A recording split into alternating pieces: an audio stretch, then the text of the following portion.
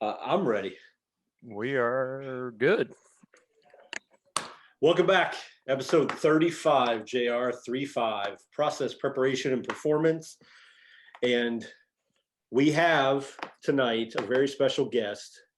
I've been told by a lot of people, you're never going to get him on the show. He doesn't like to do interviews. Somehow, some way, Coach Scott Bailey, Scott Bailey is on the show tonight. Now, we're going to dive into a lot of stuff, JR.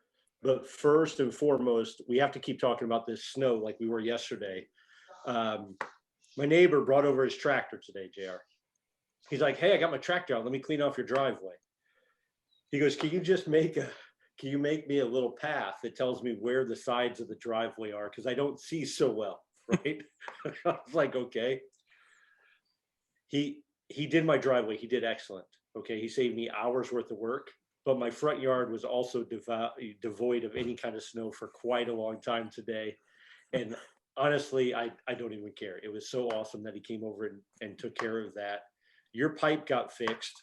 Yeah. But I heard that something else happened over at your house. I've mentioned my neighbor on this show before, and I don't know if he'll ever listen to these. And if he does, apologize in advance. But so last night, it's about 9:00, and all of a sudden my dog's just going berserk. And I'm like, what are you barking at? Like he can speak English and tell me what's going on, So he's like running back and forth. And I finally figure out something's happening outside. And then about that time, my phone rang. And I'm like, okay, so what's going on? So my neighbor's like, hey, I didn't hit your carport, but I drove up your driveway because I could not get up mine. So, and then I just drove between the two houses to get into my driveway. And so I go out there, and you can distinctly see now that we've had another 10 inches of snow, you can't, but him come up the driveway, veer around my carport, and then go into the backyard there. And I'm like, gee whiz. He goes, do you mind if I do that again? Yeah, go ahead. Why not? We'll get it on video, and we'll put it on whatever you want. But nice guy, but boy, he does some entertaining things. And hopefully by the time this episode goes out, all this snow will be melted. I've had enough of snow for the year, but it's a lot. It is a lot of snow. Well, the snow is really Coach Bailey's fault, I think. I've heard the rumor. You've heard the rumor. Coach Bailey, welcome to the show. Why is the snow your fault? Well, I'm the guy that says if it's going to be cold, we might as well have snow. And it had been cold for a number of days, and we were just wasting all that cold weather. So Donna blames me. Donna says the reason we have snow is I'm the guy that said if it's going to be cold, we might as well snow. So, my mother always said it was too cold to snow sometimes. And I never did really understand that. And then, and I guess it's humidity, and I need to be a weather forecaster. One of us ought to be, because you can be wrong all the time and everybody's still going to listen to you, because about the only thing they can predict, it's going to get dark tonight. And then, because there's only just a couple of things that you could have a comet, you could have a meteor, the sun could explode or something. But other than that, it's going to get dark, and it wears me out, just wears me out. It's a little bit rough. It's definitely not something I enjoy. I lived in Chicago for 7 years, and I left Chicago purposely to get rid of part of this weather, because it was not a fun place to be, where the wind hurts your face. Like you walked outside and you felt like you were in a fist fight. And I'm like, why do I live in a place where the wind hurts my face? This doesn't make any sense. So I left. Weather aside, schools are canceled all over the state, right? That's no big deal. I guess we're going to find out if e-learning is really a viable option for people. But to go along with that, JR, I want to bring up a sensitive topic that I know is Coach Bailey has worked on this a little bit just from our conversations with him. Zoom etiquette. How to react when you're on a Zoom call with, say, I don't know, other department, teachers, administration, your boss. Coach Bailey, what are some things that you should really focus on that maybe you should try and avoid during a Zoom meeting like this? I didn't know what type of sarcastic looks I was. I've sat in a lot of meetings in a lot of different boardrooms, and I get on that first Zoom meeting, course, you can see your face, you know, and I didn't know that when people started talking, I would roll my eyes or shake my head or, you know, and I'm sitting there thinking, I've been sitting in these meetings all these years. They must think I'm really a sarcastic jerk, because I'm looking at myself on that camera going, if I saw myself do that in a meeting, I might slap that guy. And so I had to, like right now with you two, I'm sitting here looking at my face going, God, don't do something stupid. Don't make something, you know, don't roll your eyes at JR's stories or anything like that, you know? And so, yeah, I swear I didn't know. And then after it happened and I realized what I was doing, I told some of my buddies. And so every time we'd have a Zoom meeting after that, they'd be texting me and say, hey, you just rolled your eyes, or hey, you just shook your head when so, and these are my bosses that are talking, and or Donna says, yeah, you flutter your eyes when you're like disgusted with somebody that's making a point. And so they would keep texting me all the time during these meetings that I was doing this on camera. It got to, I mean, I kind of got a little self-conscious about it, to be honest with you. But I guess since I've been doing this for a long time, I didn't even know I was doing it. So, You know, it's funny when we decided to start the podcast, and initially we were using not something other than Zoom to where we couldn't see each other. And then what I found out pretty quick when we started using Zoom was, okay, what's in my background? You know, and then it's like, okay, what's going on? And then I'd look and go, okay, so what do I have? How do I need to arrange it? You know, and then you get used to watching yourself for a little bit, and it's kind of funny. It takes a little bit of time, but gosh, the world's definitely changed. But I would say, you know, if I end up at a different school district sometime, I'll have you send a manual on what to do during a virtual meeting for sure. But I think off the top here, what a lot of people don't know that Bill and I have come to know is Coach Bailey is a very funny person. And the more I have gotten to know him, the funnier some of the stories I've heard and some of the things that he does. And what was the very first thing I told you, JR, when I had you on the phone? the first thing you told me, I will distinctly remember this, was I was upstairs, and I'll call that Zoom room 1.0 when all of this started about a year ago. And my phone rang, and I'm like, well, who's this? And so I picked it up and I said, hello. And you said, JR, this is Scott Bailey. I said, okay. And you said, well, I just wanted to let you know that I'm not as big a jackass as everybody says that I am. And I got to laughing so hard. And, you know, and it's amazing how far we've come, you know, since that, just that little conversation and whatnot. And, you know, I tell you what, Coach, I'm going to ask you this one here. For you, with having all the success you've had, and you know, at Lamar, came to Jeff City, what is for you like the pinnacle of all that? What are you the most proud of all of that? Well, that's a tough one. I don't know. I always thought that enough time would pass and you'd look back on it and you'd come to think about what it was that really stood out to you. For me, the biggest thing is when you do something with a kid or for a kid, and you know, at the time you're doing it, I mean, all those coaches I think have been in that position where you go, God, I'm just wasting my friggin' time here with this kid. You know, it's just like, is he ever going to understand and get it? And then sometime down the road, you hear from that kid and he got it. And he did something great. He did something for his family. He did something career-wise, whatever it was. He had some success. And you go, okay, all those years ago, maybe what we went through helped create the success, was part of building that success that kid had right now. And most of the time, most of the time it's that biggest knucklehead that you got that years down the road, that knucklehead does something really remarkable. And you go, maybe I was a part of helping that happen. So I don't know what it is, JR, but I think it's kid related somewhere. I mean, we're in the kid business, and so I would say it's kid related somewhere. And I don't know. I probably can't point to just one thing, but it's got something to do with the kids. I would agree.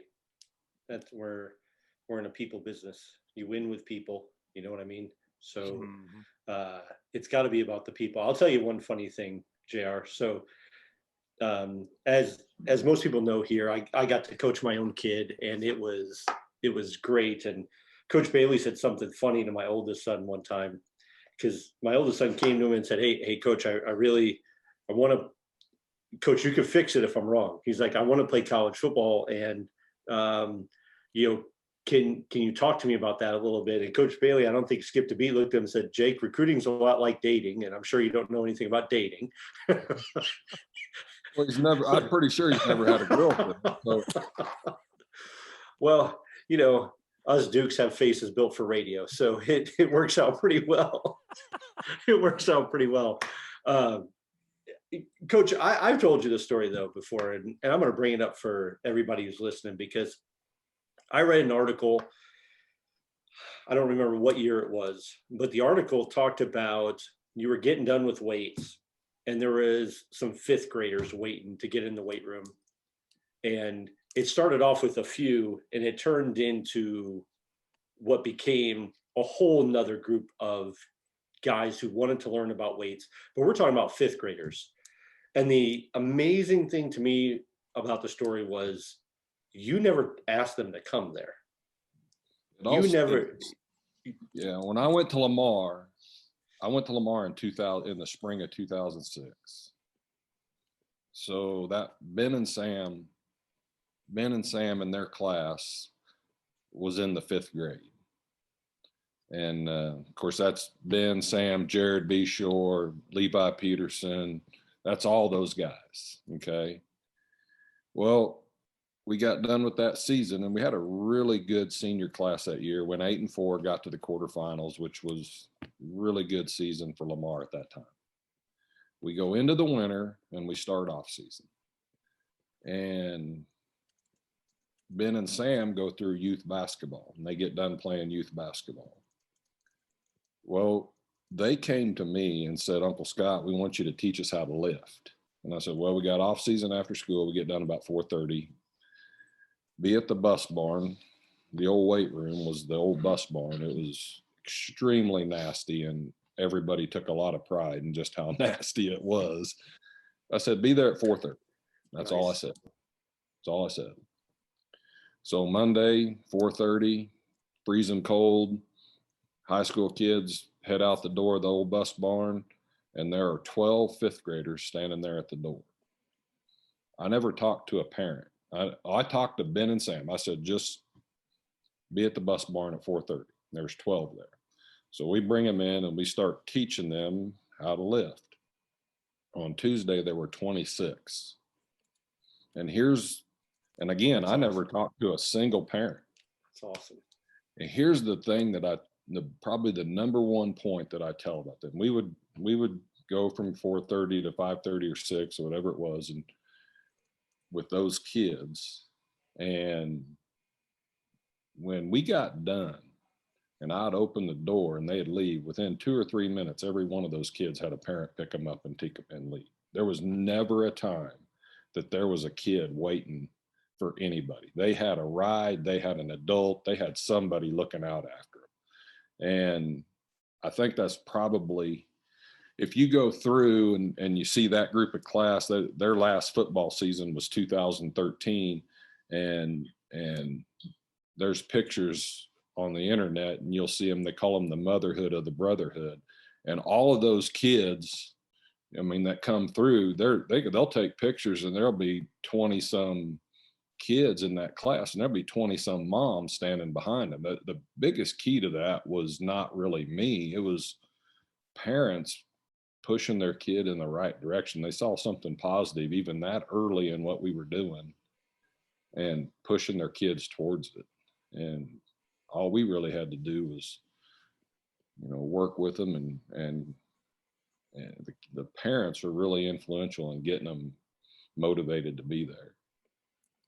I think people really like to be a part of something that is successful and good. And people tend to gravitate, towards those things. And with what you guys did up in Lamar, I mean, we would hear about it, around here, but, we're not in the day-to-day operations of it or kind of know the stories behind it like that. And just being able to hear that and listen to you talk about it, I mean, there was some good things that went on up there for sure. 100%. But the community, everything kind of went together. So it started with a football team. In 2007, we go 0-10, and it wasn't even a competitive 0-10. It was terrible. I mean, it was Afraid to get first down. Yeah. I mean, like Donna said, we would spend all day Sunday watching film trying to figure out how to get a first down. We weren't even trying to score. We were just trying to get a first down. And it was that bad. And from there, the football team came together, and then the football team and a lot of the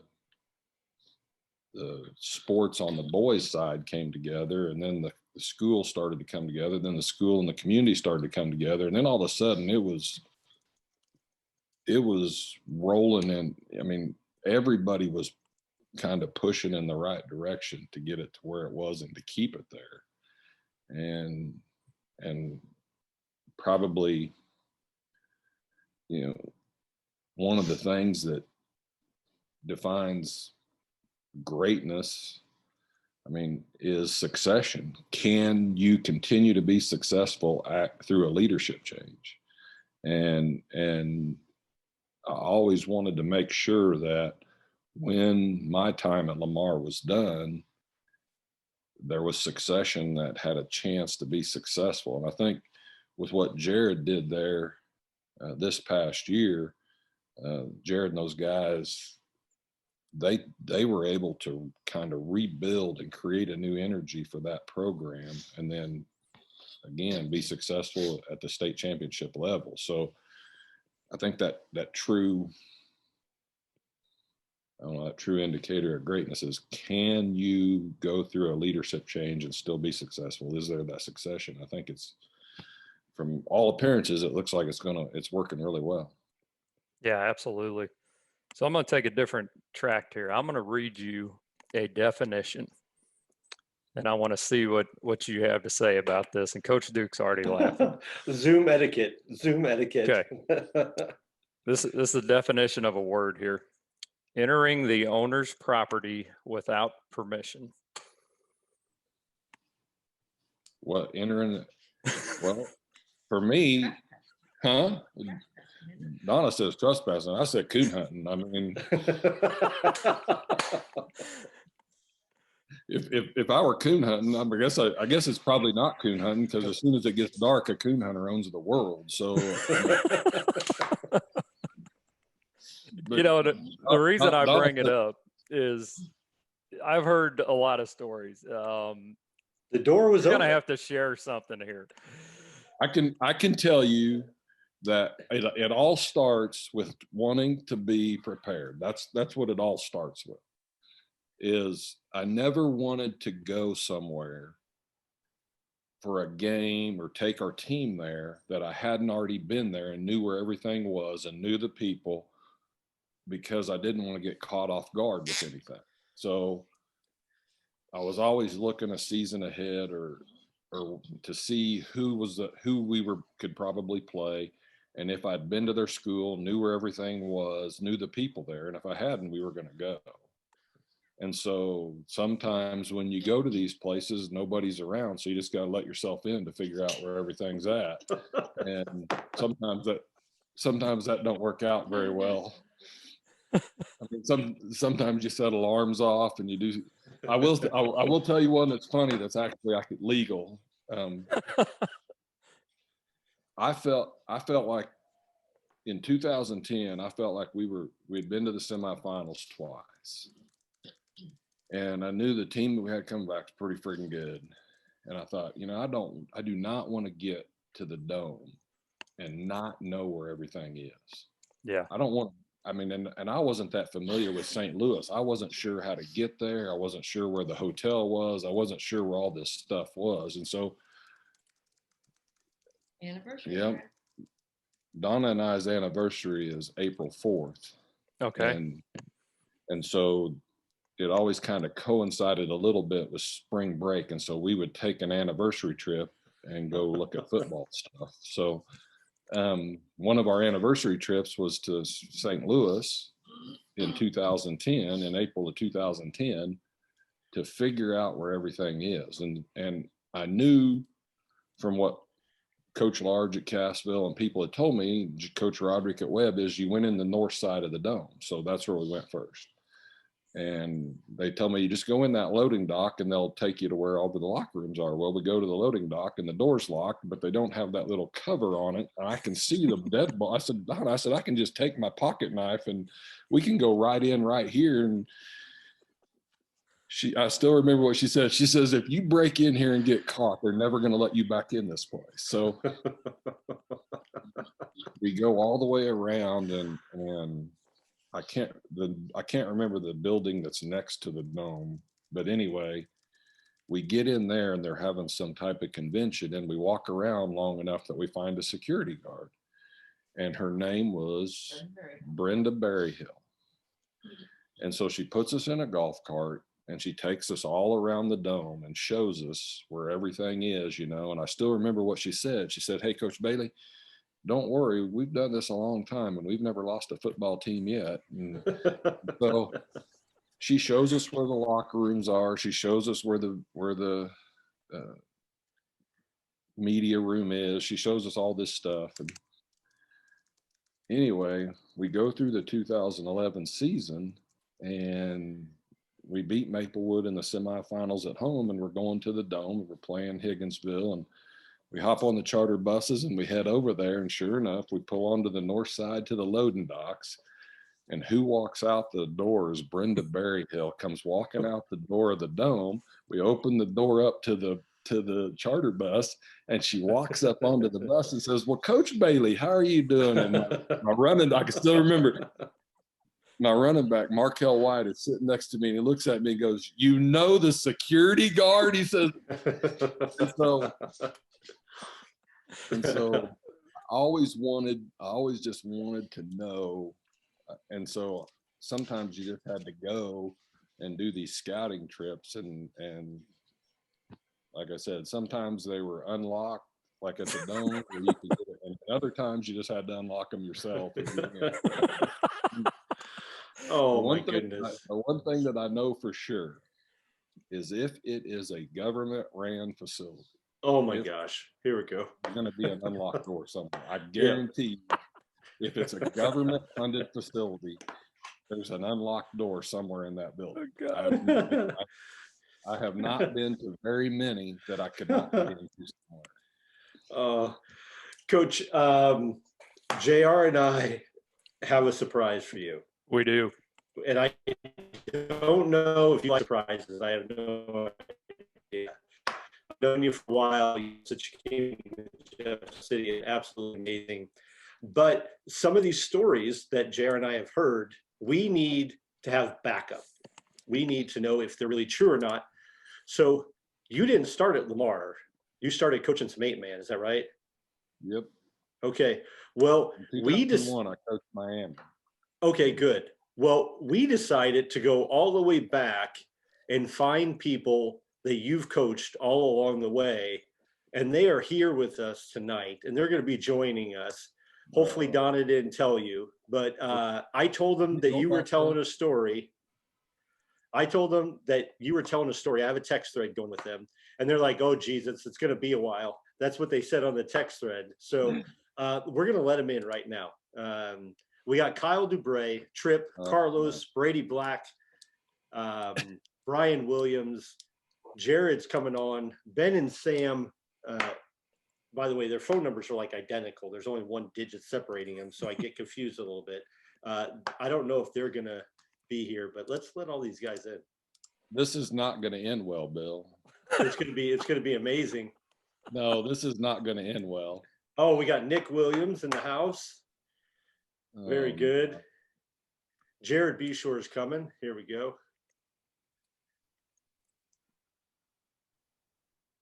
Oh no. What's up, Coach? Oh Lord, this is gonna be bad. Oh, yeah. This is gonna be bad. Oh, I think it's gonna be amazing, to be honest with you. Just so you know, every one of you guys, I have dirt on every one of you guys. So if you decide to dig up some dirt on me during this podcast, it's not going to end well for you. I have dirt on every single one of you guys. Well, yep, every single one of you guys. Okay, I'm gonna start off with a little Zoom etiquette. We're gonna let all of you speak, and I appreciate you coming here tonight. And feel free to text anybody you want. The Zoom account holds like what, 100, JR? Oh yeah, we can get all kinds of guys on there. We can get whoever we want on here. So feel free to send this link to whoever. There's a couple people that you may not want on the show, Coach. I don't know, but I didn't ask like permission. all of them. I didn't ask permission. I'm asking for forgiveness. So I've heard stories about a lot of you, okay, which is incredible. But let's just go through. Tell us who you are. Tell us where you were at when Coach Bailey coached you, and if you want to add anything funny, feel free to add, because JR and I have some questions for you. So on my screen, we're going to start here with Nick Williams. Nick, go ahead and unmute yourself. Tell us who you are and when Coach was your football coach. Brian. Yeah. My name's Nick Williams. I played with Coach Bailey just this past year at Jeff City. I gotta say, I love this dude, man. He's probably the best coach I've ever had. Thank you, Nick. All right, Brady. Brady, where are you at? Where does it look like I'm at? You don't find this in Missouri or Kansas. Looks like Florida to me. I'm in Vegas. Oh, Sin Vegas. City. Oh, I Close can't tell. So thanks for saving me some money, Coach, to be here on this call instead of in there on the tables. So I played for Coach came. I'm Brady Black. I'm from Miami, Missouri, which isn't really a place, but it's a small consolidated school. And I think we were Coach's first head coaching team. Correct me if I'm wrong, Coach. But he walked into our program, which was not a program, and Coach had a huge impact on every player in the way that he was a leader for us. And I've learned, as I have a 16-year-old son, I've learned now that you have coaches and you have leaders. And there were some times where Coach had to lead me in ways that I didn't want to be led. But now as I look back, I don't regret any of it. And a lot of life lessons learned just through his coaching. So thank you for that, Coach. You're welcome, Brady. That's awesome. Tripp, you're up. Unmute.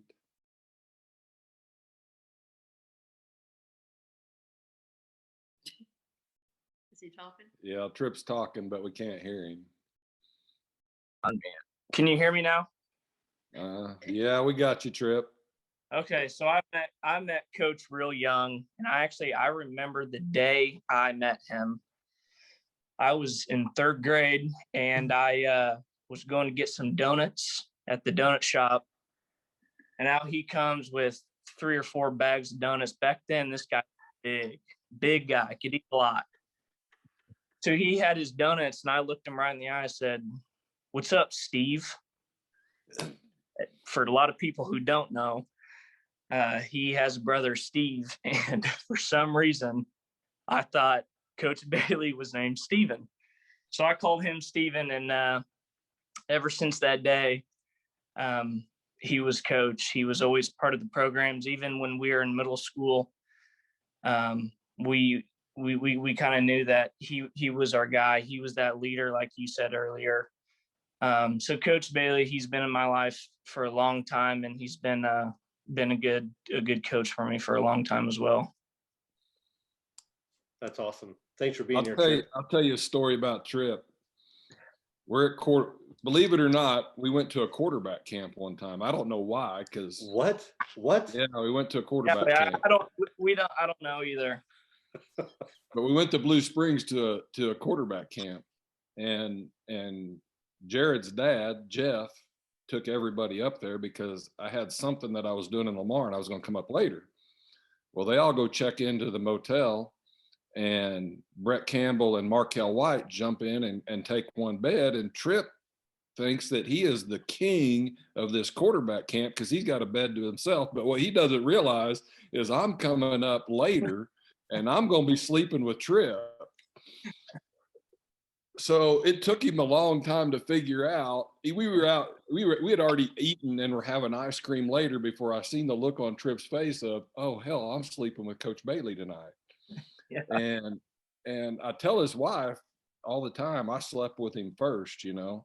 But anyway, we're in sleep in bed in the middle of the night, and I hear Tripp sit up in bed. I can feel him sit up in bed, and I go, Tripp, and he goes, Coach Bailey, I love you, and laid straight back down and went straight back to sleep. I looked right at him, and he still does it. He never remembers doing this. He sat right up in bed at quarterback camp and told me that he loved me. And did you say I love you too? Yeah, and I said, Tripp, I love you too. And he went straight back to sleep right there in the middle of the night. That's like a baby. Oh, that's incredible. Carlos, tell us about yourself. My name's Carlos. I played for Coach Bailey. The last time I played for him was about 2 years ago. You know, he came into my life right when I was a big knucklehead, and I wouldn't say much has changed, but he definitely helped gave a good path for me. And he was more than just a good coach. He was a good role model, someone really to look up to, and I appreciate everything he's done for me in my life. That's awesome. Thanks for being here. Coach, be sure what you got. Can you guys hear me? Yeah. All right. So Jared Beshore, played for Coach Bailey at Lamar High School from 2010 to 2014. I'm pretty sure that I was the coined term of DAF. And if you guys don't know what that means, you Lamar guys know what that means, is I was the first one that got the opportunity to play as a freshman and was told that I was a dumbass freshman. And so that term DAF comes from me, just so you guys know. I think I was also, he had another nickname for me called Jarhead too. So I guess he didn't think I was very smart, but Coach Bailey's been a huge role model, huge mentor for me. Obviously, you know, I got to take his spot at Lamar High School, and it's been a crazy run. But the thing I hold on to the most is, you know, Coach Bailey was my coach. He's always been my coach, and I really just try to do everything I can and embody what he's done here at Lamar, and I'm trying to one up him, but realistically, you can't be one up because the guy has done things that no one has ever done in coaching and really just in a role model sense. You know, Carlos talked about it. There's been a lot of guys that he's paved the way for, that he's rescued out of this community and other communities. And, you know, I tip my hat to him, and he's a father figure to all of us, really. Thanks, Coach. But my gray hairline, I'm looking at it here on the screen. It was about right here. And then I started coaching guys like Jared and Carlos, and now it's all the way up to here. And if I had like one more year with Nick Williams, and it's probably. Hey, what was I the first DAF? You got to be honest with me. Was I the first one? Was I the coined one? Well, the one thing about you being a DAF is you could actually make plays. I mean, we have some of those dumbass freshmen that can't make a play, but So you had to keep putting me out there. the funny part Hey. about DAF, Jared, is I actually had to go to the superintendent one time because we're in the old bus barn and we had those young guys in there, and I turned around to one of them and said, "Quit being a DAF," and just went back to work. And another kid goes, "Coach, what's a DAF?" I go, "Dumbass freshman. Quit being a dumbass freshman. Grow up, you know." Well, he went home and told his mom, and his mom calls the superintendent. And next day, I'm going, "You got to be out of your mind." I'm sitting in the superintendent's office for calling a kid a dumbass freshman who is a dumbass freshman. And so sometimes just it works out that way. I will say this: as a freshman, Jarhead, and trust me, you earned the nickname Jarhead when you tried to drive that car home after wrecking it. But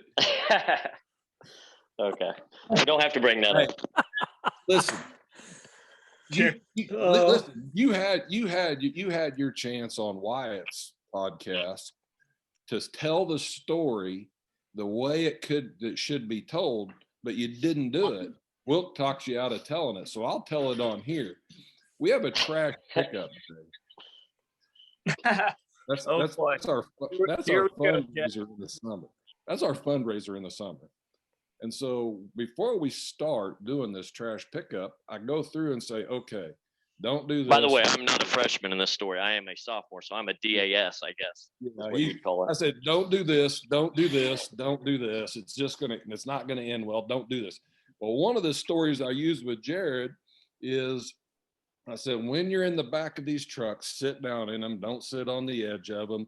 When you're driving these trucks around town, don't be speeding. Don't be doing all this stuff. And we got all kinds of examples of kids that have been, we had a kid thrown out of the back of the truck, road rash, all that stuff. I just tell this story, and I'm headed up to the football field to do some work on it with a group of kids.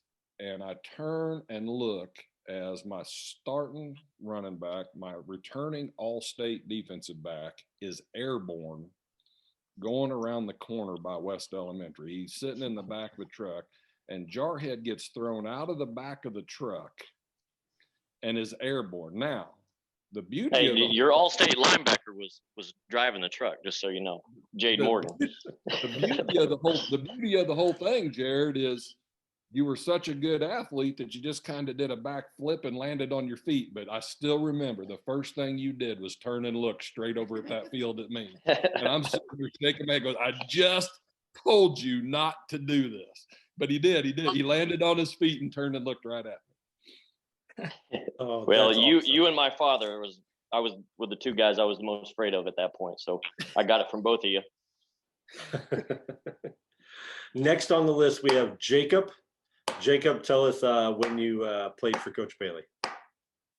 I played for Coach Bailey this past year with Nick in the same class. Oh, 2 in 1 class. I'm sorry, Coach. We should have. Hey, show your planned face, that. Show your face.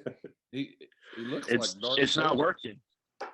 Yeah, our internet connection isn't that good. And last but certainly not least, on the bottom of my screen, Kyle Dubray.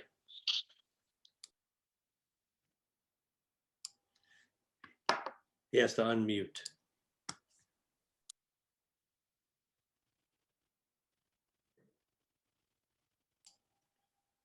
Kyle, I can't hear you just yet.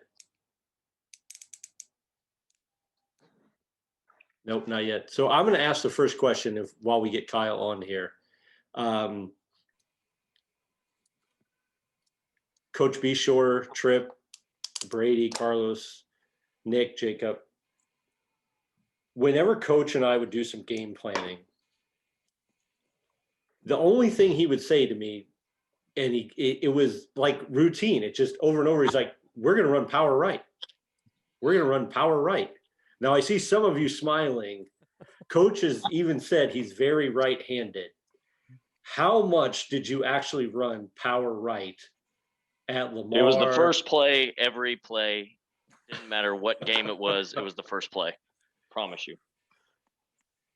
I think I have the single season carries in one game off of one play, and it was power right. Monette. I think we ran it 32 times in one game. Nothing wrong with that. Kyle, did we get you back? Oh, I still can't hear you yet. We'll get you. Now, Coach, why power right? Well, it kind of started with Coach Large at Cassville, and sometimes he'd only have about half a really good offensive line, so he'd put them all on one side and just run behind them all the time. And so, you know, when we started running the spin, we really didn't even have half a good offensive line. We were just trying to fool everybody on defense and trick them. And then we got better and better, and it came to the point where I'm going to take our quarterback and run behind those big guys. And, you know, Bill, you and I talk about it, just take their soul, take their will, just take it. There's nothing you can do to stop it. Right. And I don't know, it got to a point where that's the type of football that I enjoy. Is just, we're going to line up and run this play, and you know it's coming. There ain't a whole lot you're going to do about it. So He said he's fit as mute. Just smash mouth football is what we called it, right? We could establish that run game. We had the game, and Yep. that was it. We controlled the tempo and everything. yeah, Brady, how did you like it back then? 8-man football, and what did that football team coming together, you talked about it, do for that little town that you were talking about? Yeah, so like I said, we didn't have a program at all. We had a talented class in 02. We had Kyle DeBray, all-state running back, went on and played D2 ball, could have done bigger things than that if he would have wanted to. And we just kind of rode on his shoulders, but we had no leadership. We had no leadership in that small town. And that was what we needed. We didn't get in the weight room growing up. Going through 4 years of high school, I think we went through three, maybe 4 different high school coaches. And there was no reason for Scott to come there. Like, I don't even know why he did come there, honestly. But whenever he did come and we started working during the summer, he established his presence and he established his leadership, and he started creating a culture of, you guys have talent, but do you have the work and do you have the drive? Because we didn't know what it took to win, you know, state championships and to go to state championships. We didn't know what it took. And it took some crazy level that we had never imagined, but through a process of 10 games in the off season, Coach he whipped our butts to understand that hard work that it took and that teamwork that it took to be able to go and play in a state championship game. Now, Carlos, I saw you smiling when we said power right. So what do you got to add to this? I wasn't much of a football guy. You know, I was kind of out there just to hit people. And I remember him throwing me on offense my senior year. And that was probably the easiest play to memorize, just because I know I always had to go to the right, double team with, I think it was George Weber. And it was always fun because it was mostly me doing the work and him just running. But that's all he loved to run with us. So I'll tell you a good one with Brady. Well, we got Brady on the phone. Kyle's on here. We're getting ready to play St. Joe Christian, and Mark Jules, their head football coach. And at that point in 2001, spread offenses weren't like they were today, where everybody was doing it. It was kind of a rarity. And St. Joe Christian in 8-man was completely spread and threw it a bunch. And I'm sitting here thinking, how are we going to practice to where, I mean, we're ready to play against something like this? Man, I'm probably going to need to play scout team quarterback. And so I hid my helmet and my shoulder pads in my truck so that those guys couldn't see that I went and checked out some equipment to myself. And we go through the first part of practice and we get to Team D, and I go over and start padding up. And Brady and Kyle and Elmer and those guys are all on defense. And I still remember the first play that I walked up to the line of scrimmage. Brady looks at Kyle and Elmer and says, "Steak dinner to anybody that takes his ass out." And it was on from that point. And I was running to my left one time. And there was somebody in front of me. It might have been Brady, and I kind of shoved him out of bounds, and I turned, and Kyle hit me right in the hip. I didn't have no hip pads on or anything. Knocked the wind out of me, and I get up. I don't want them to see me hurting, so I'm turned my back to it. I'm trying to get back to the huddle, and I'm trying to catch my breath. Doug Lawrence is our assistant coach, and he comes over and goes, "You all right?" And I'm going, stall him, trying to catch my breath because I didn't want him to know that I was hurt. The next day I woke up and I had a bruise on my hip that was this big. Oh, he drilled me. Just team tackling, baby, team tackling. Just those kind of things. I mean, we won a lot of championships, but the things that you remember are just those special moments when you're just, those kind of things are just the ones that stick out to me. That's awesome. Kyle, did we get you back? Do you have some audio now? He's trying. I know he's trying. I'm going to ask the next question.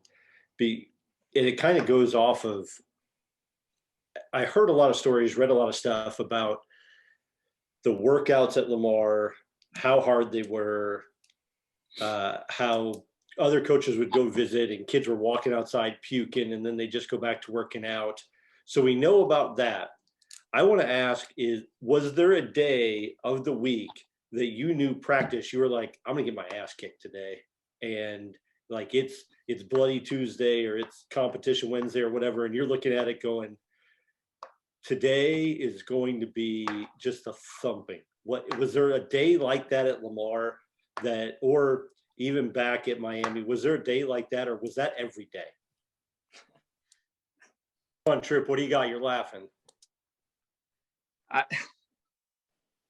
That's freaking every day.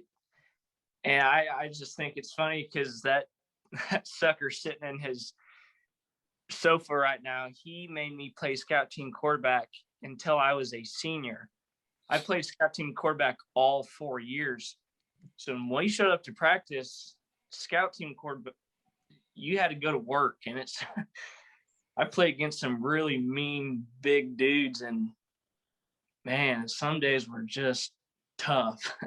Made you really think about, man, do I want to do this? Do I want to sit here and have 6'6" and 6'7" Ben and Sam Bailey just tearing you up? But man, I guess it's just all part of it, and I'm glad I did it, honestly.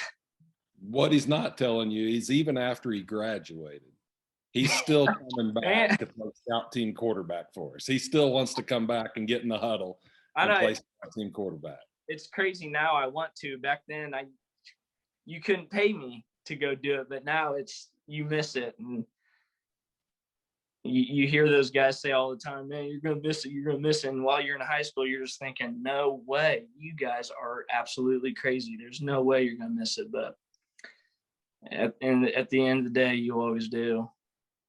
Tripp was a freshman in 2011. And we're playing Maplewood in the semifinals. And I'd always tell those guys, listen, man, I know you're a freshman, but you're running a scout team for us. You got to watch film. You got to figure out what these guys are doing. You got to get out on the field, and you got to be able to mimic them, and you got to be able to play like them. And Khalid Hagens was Maplewood's starting quarterback. And here comes Tripp out onto the field with about 4 hand towels on. And he's doing all of this stuff before we ever snapped the first play. I go, Tripp, what in the hell are you doing? He goes, well, you told me to act like Khalid Hagens. I watched film. I'm acting like Khalid Hagens. I was Khalid Hagens that week. He did what you asked, Coach. He did exactly what I'm asking. He's out there doing all these hand gestures and stuff, and I'm going, just snap the damn ball. And he's going, no, I'm Khalid Hagens. He's also talking trash to Zach Yoakley, Ben and Sam, all those. And I vividly remember, because I was on that defense, Tripp rolling out. Of course, Tripp was the best scrambler, scout team scrambler. He never did it when he actually played quarterback, but when he was the scout team quarterback, you could not catch him to sack him. And he was dipping and diving, making everyone miss. And then all of a sudden, he just gets annihilated by Zach Yoakley, he was a 2-time All-State DN. And Tripp gets up and of course, he's holding his bag. He goes, "That all you got? That all you got?" I mean, just still talking trash. And so, Like, yeah, Coach, Tripp's an all-time scout team quarterback. We He's an had all-timer. we had a rule. We had a rule that the scout team could say whatever they wanted to say. They could talk whatever they wanted to talk, but the starters could not respond. If the starters responded, you know, I could flag them or throw them out of practice, whatever. They could not reply to any of it. They had to get used to people talking crap to them, and Tripp was really, really good at it. yeah, I made a lot of people question our friendship that week, but it's all good. It's nice being on the scout team, and when you talk crap and they talk crap back to you, you see them run on the express while you're just standing Yeah, there. that's right. That was your job. Does anybody got a story, say something that you just remember distinctly, something funny that happened at practice, or just something you're like, yeah, I'm never going to forget this the rest of my life? Hey, can you hear me? Yes. Yeah. Hey, there you go. Had to get my better half down here to get it figured out for me. You're talking stories. That was a Sonic cheeseburger for that hit, Scott. I wasn't a steak dinner. But I've got all kinds of stories. I know Scott, when he came there to Miami, I'm not sure he knew what he was getting himself into. We were sure glad to have him there. Like Brady said, there was not a program. Show up late, don't come to practice, do what you want, show up on Friday. And man, when he showed up, you talk about table turn. I mean, it was him walking in the principal's office at 3:00, and how much are we going to run at 3:40 for what you've done? I mean, anywhere from not going to class to being late to class, just, or you name it. And it really turned things around. I mean, it made people better men. It was needed. I wish it would have been there 2 or 3 years before that, but God knows what we'd have done with that deal. But biscuits and gravy. Scott's going to laugh. So we were headed to Stewartsville to play them. I had the day off from school. My mother made biscuits and gravy. To this day, I bet he has not ate it on game day, because we looked like we were running in concrete. Made it a game that should not have been a game. I'm pretty sure I was on the phone with him the other day, and he asked me about when we were having it. Going to have biscuits and gravy, and we are having it tonight for dinner, by the way. But just kind of like all those other guys have said, I mean, you have coaches. We had a ton of them at Miami. I coach high school football here at Butler, and we have coaches come and go. There's a big difference in someone that's going to be a coach and then someone who's going to be more of a, I used to say father figure, but someone who cares about your kids. And that's just a difference. By far the best coach I ever had in high school, college, you name it. I coached Little League football and tried to hold my kids accountable for their actions. And that was something we were never used to till my senior year. And it came from that guy. I mean, there's not a lot of people like him. There's no one that I've seen like him. I'm sure there may be someone out there, but as far as coach wise, he's a one in a kind. I just can't get him to come to Butler. Anybody else? I got a good story. This was my first freshman year. I remember I was not the skinniest on the team. Didn't like to run. I remember every Wednesday we would go out to this dam that we have in our town and just run it up and down like 17 to 21 times. The first three runs that we made up there, I was dying. I got up to the top, and he's like, I don't care how you get down there. So I lay down on my back, rolled down all the way to the bottom. This is at least 20, 30 yards down this hill I'm rolling down. And as soon as I get down there, it's puke fest, puke rally, as we say in our town. And I will always remember that, because ever since that day, my work ethic has changed. So. Yeah, Carlos, I got a story kind of like yours. I was also not really the skinniest dude on the team, but I wasn't quite big enough to play at that linebacker spot, so they stuck me back to play safety. And one of the very first practices, Coach Bailey came up, and I had on our jerseys were really, really short, and I didn't have a shirt on underneath, and he pinched me up underneath my jersey and said, I'd never seen a safety that was your size. And next play, I come up there and I laid a freaking smack on some kid, and I told him I wasn't like everybody else. Hey, Nick, don't sell yourself short. You played tackle a couple games too. That is true. I did. Eligible tackle. We had to do whatever we had to, man. You were eligible. Whatever works. And don't think I forgot about the 2 days that Jacob played center. I'm sure you remember that, Nick. I mean, I'll never let him live that down. Coach Bailey comes in and goes, "Hey, Jake, I think you're going to play center." And I think his comment was, "I broke out of that prison once before. I'm not going back." Trip, what you got? Oh man, I guess the one that sticks out to me, and it's I don't even know why I remember this. I don't, but I just do. We got beat on a play, the hitch and pitch, when Jared was a senior, I was a junior. Probably one of the toughest losses Lamar has ever had, and we've lost to Carl a couple times, but at the end of the game, Buck had a play right up, and it was the hitch and pitch, and they beat us on it. But then the following year, I remember we saved it. We didn't run it all year. We had it, but we never ran it. So we really started practicing with it in the playoffs, and we still didn't run it any in the playoffs until the state championship game. And I just remember looking over at Coach Bailey's face when he said, I think it was right before halftime, and he called on the band. It was like 39. It was a weird number. And I just remember, man, that number I'm not familiar with. I almost had that band memorized. I was like 39. And sure enough, it was that hitch and pitch. And I look over at him, and he's got the biggest looking, I mean, the eyes you've never seen. He's just sitting there. I don't know if he was nervous. I don't know if he was confident. I had no idea what we were about to get into, but sure enough, we ran it and we scored. It's old Johnny Buck. Yeah. Never had completed it in practice. If we completed the hitch part, we never got the pitch part. Never worked. It would make me mad every day when we tried to run it. Just make me furious. And I don't know. We were playing South Callaway in 14 in the dome, and we were having trouble getting the ball outside. And so we just said, let's try that hitch and pitch play. I mean, it's right before halftime, and danged if it doesn't score, and I look like a friggin' genius. So sometimes it's better be lucky than good.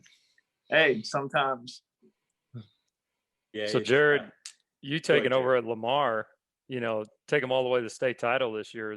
Was there anything during your time here as a head coach you've kind of thought back and be like, yeah, I could kind of see what Coach Bailey would say here or what he would do here? Well, I mean, I've tried to do my best Coach Bailey impersonation, and I just don't do it as good as him. The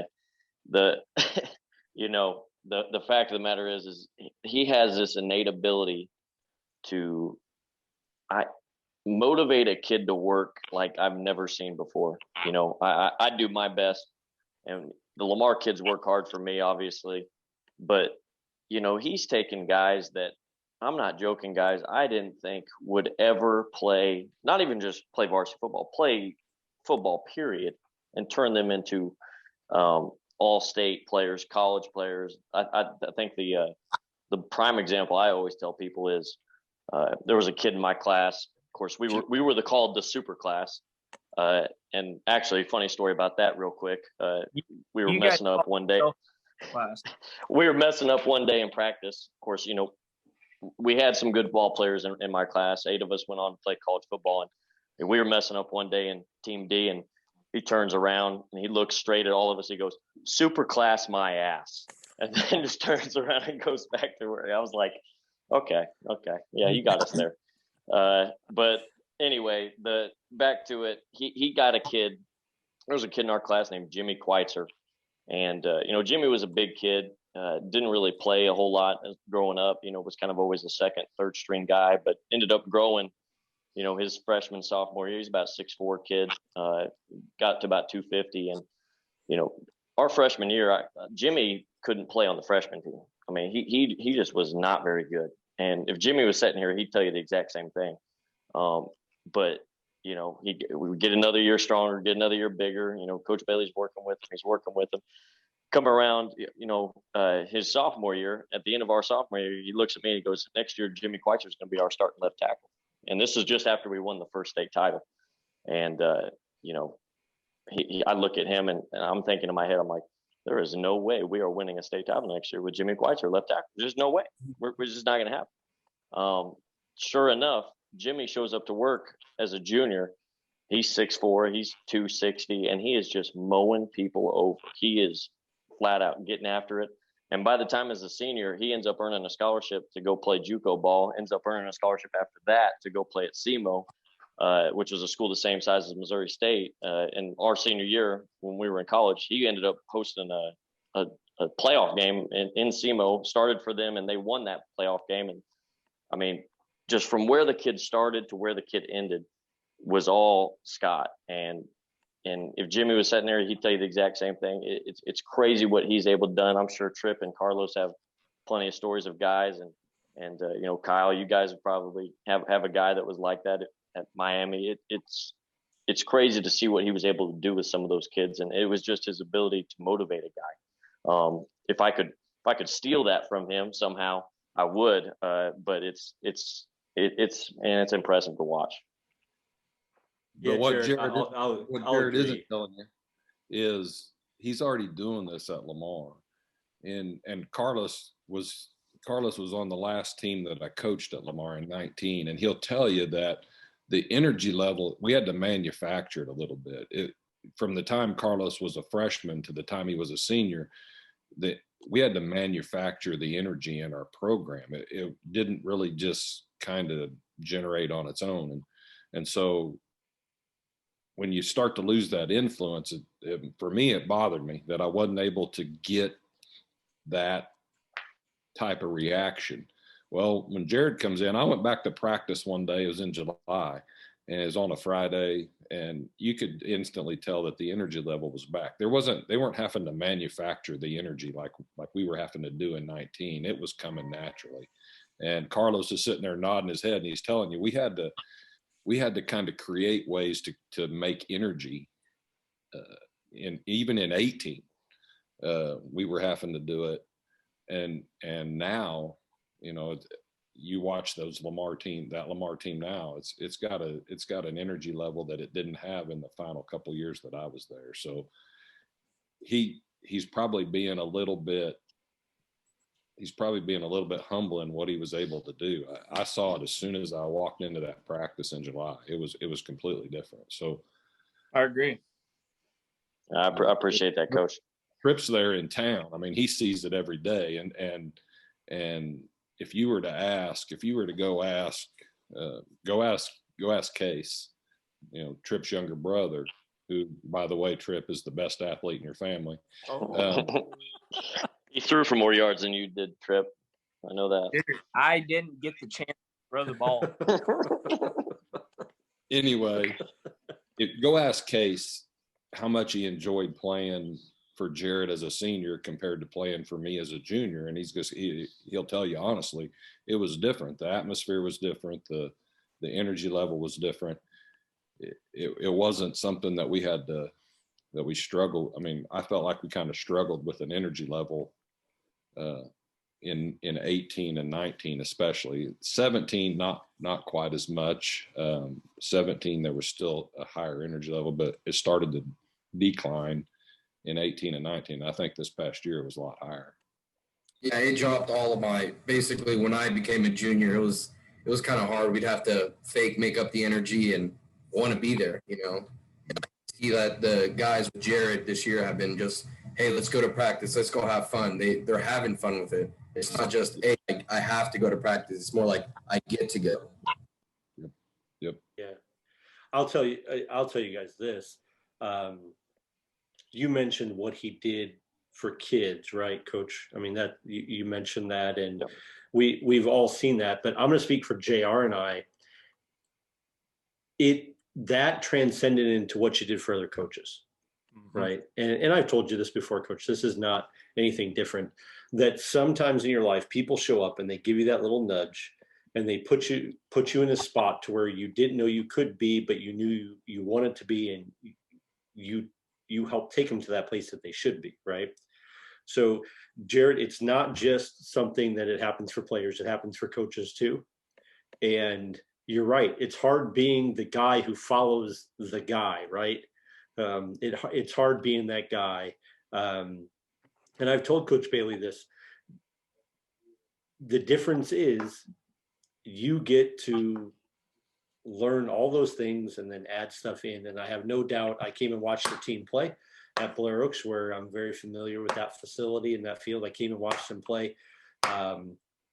And I'll tell you, they looked like they were having fun. They looked like the team that I stood on the sidelines at the Dome and watched Levi play quarterback against the Blair Oaks Falcons when Blair Oaks was winning going into the fourth quarter, and they ended up losing it.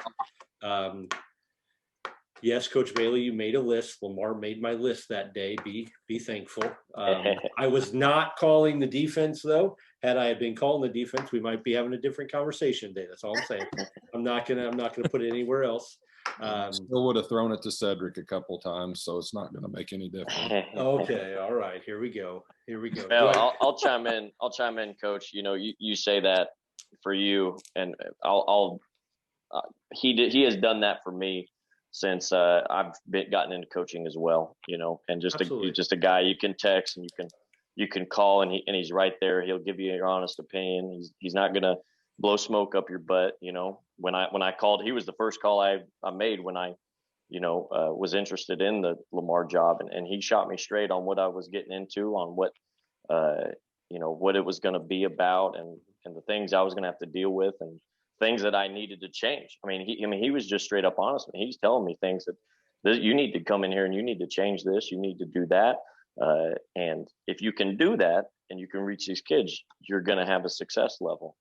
And so to me, that's, for a guy that's had as much success as he's had at a place, to be able to step back and look at it in that regard and not have any pride issues with it, or, wish, and he would never wish failure on me or Lamar, but, it's hard for guys to step out of that and be able to look at that and have the self-reflection that he did. And so that's just a true testament to the type of guy he is and what he is about. Yeah, I would agree. And Coach, we're gonna finish with this because I know all these guys have things to do. Nick's got to get ready for some school tomorrow with Jake. I'm sure they'll have some e-learning stuff they have to do somehow, some way, even though we got a foot of snow here. Coach, I'm going to tell you this much. I texted all these guys at about 5:00, and without hesitation, I called them. First of all, they picked up the phone. You guys need to have caller ID or something. Don't answer the phone. You don't know who they're calling. Okay. All right. No, I'm just kidding. They picked up the phone. I told them who I was. I told them what we wanted to do. And it was, oh yeah, I'd love to. Why is Scott Bailey doing an interview? That was the whole conversation out of everybody. Dude. So when we decided, okay, if it were somebody other than Bill and JR, I wouldn't be doing an interview. I wouldn't. I mean, if Jacob Leonard called and wanted to do an interview, I would do an interview with him. But it just, if the guys that and you have a lot of respect for, if they want to do something, I'm all in for it.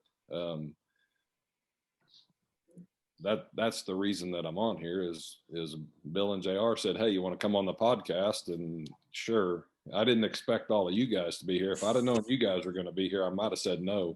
Yeah, I figured as much. Especially guys, you. Oh, guys, it has been one heck of an evening. I appreciate you guys coming out. Trust me, I know all about Lamar, and I'm learning more about Miami, but I knew about Lamar before I even met Coach Bailey because I'm a high school football junkie. It's my drug. It's what it is.